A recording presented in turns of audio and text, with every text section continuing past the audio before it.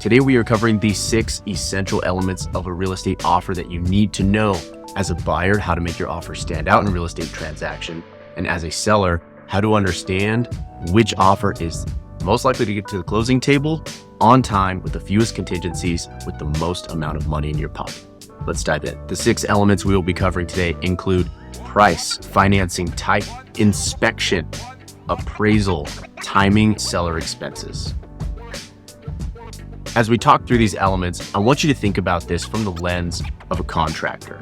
You have tools in your belt as a contractor on a construction site. Some tools are going to be useful for certain projects and not for others. And other tools are going to be highly specific, but extremely effective. When you need a table saw or a skill saw, that's different than when you need a screwdriver or a hammer. I want you to think about all of these elements as tools in your belt that you can use for all situations. The things I want you to think about are, as you're making an offer on a home or you're a seller of a home, are there multiple offers that you're working with or competing against? What are the conditions of the current market? What is the condition of your home? So all of these factors will play into the number of offers you receive and the types of offers you receive. The first element, and the one that speaks the loudest and on everybody's mind, obviously is price. Now, you can offer way above list price and really get a seller psyched, but if that price is so far above market value and you don't have appraisal gap coverage, that price is really only as good as the appraisal value, which we don't know yet, although we can make educated guesses as professionals. If you offer on a home far below the list price on the temperature scale, that's going to be pretty cold or cooler to a seller and not as attractive, obviously. So price, as we know, number 1 speaks the loudest. Element number 2, financing type. We've all heard that cash is king, absolutely, but there are ways in which financed offers can be just as competitive as cash. For example, you have a conventional loan, you have VA loans, FHA loan, USDA loans. There is a time and a place to use each one of those products, whichever is the most useful for the specific job or task that we are accomplishing. So cash is king. I want to dive in on this for a second. In fact, I did make a short form video about this in summer of 21. If you haven't seen it, go ahead and take a look. Cash is attractive to sellers because it removes any of the contingencies related to the loan. Although it is preferred by sellers for that reason, don't expect cash to get you some sort of deep discount on the sale price, especially if you're in a multiple offer situation. Something else to consider when referencing financing type is the amount of cash you are bringing as a down payment.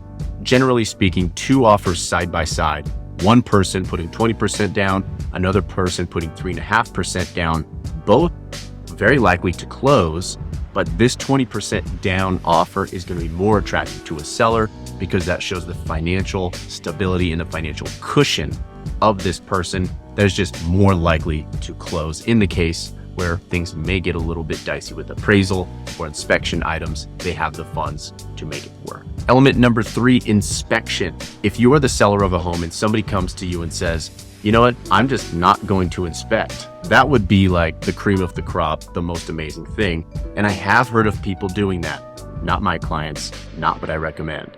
The next level down from that would be, hey, I'm going to do an inspection, but it's really just a pass-fail. I just want to know, is the house a lemon? Is the structure good?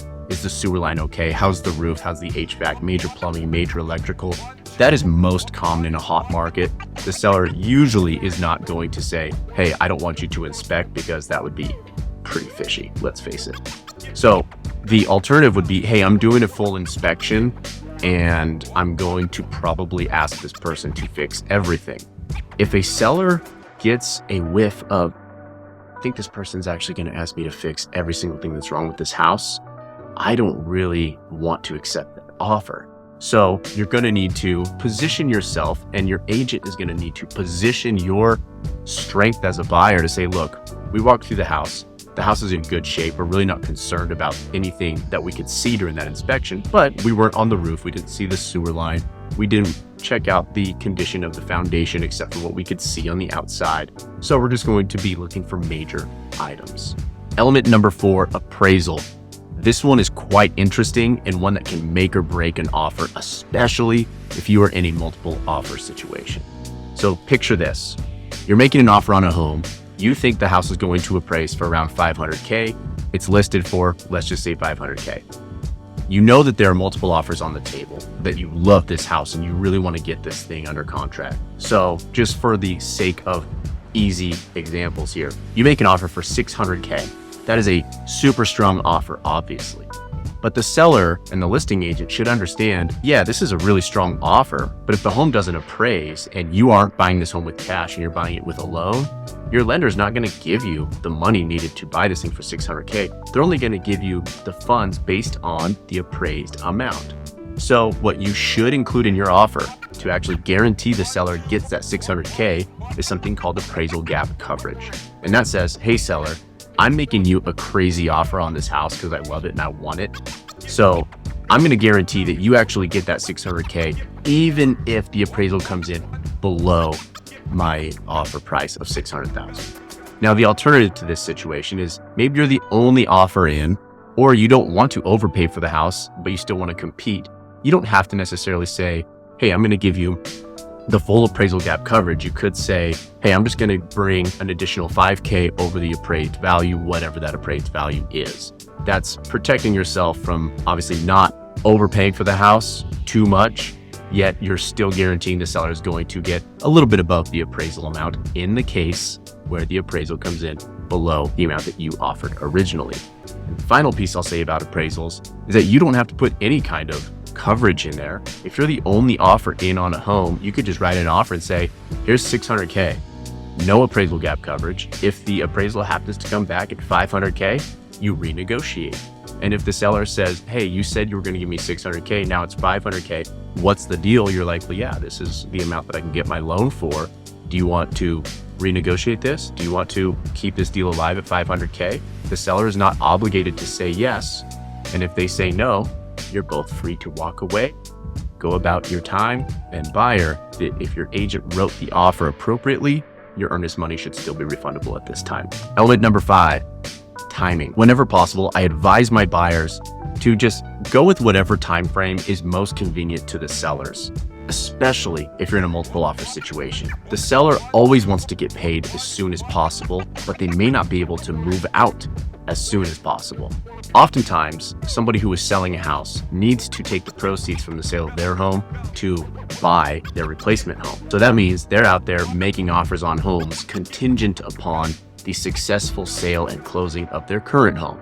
So you, as a buyer, can be creative with timing here and say, hey, look, I will close in 14 days. You'll get paid in 14 days.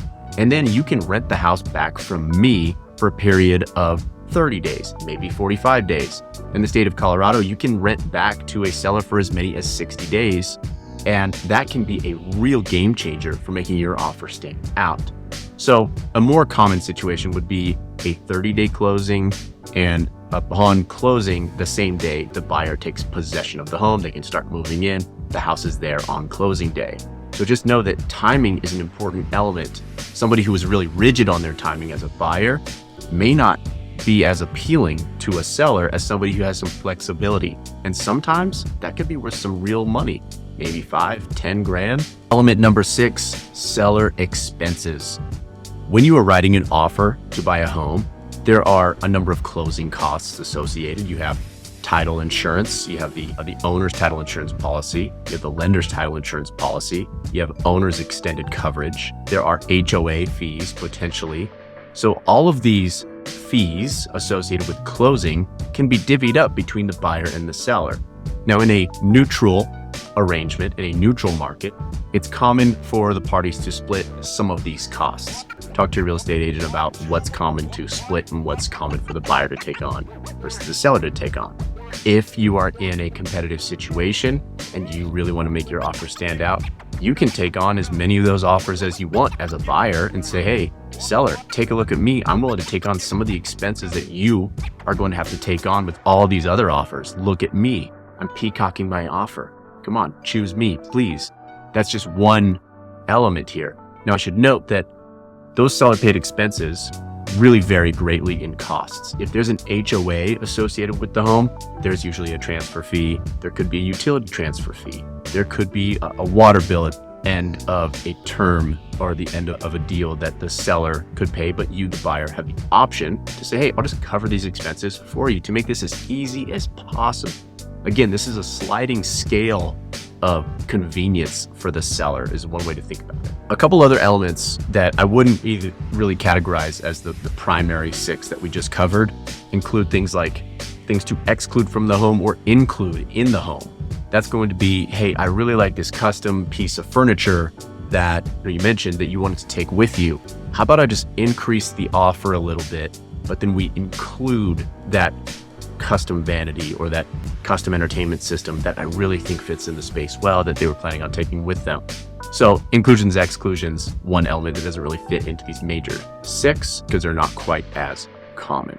So if you have any questions about any of these, we've covered a lot here. These are the 6 essential elements of a real estate transaction.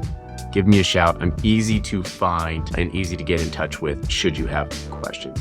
Be well, stay smart out there, and make strong offers.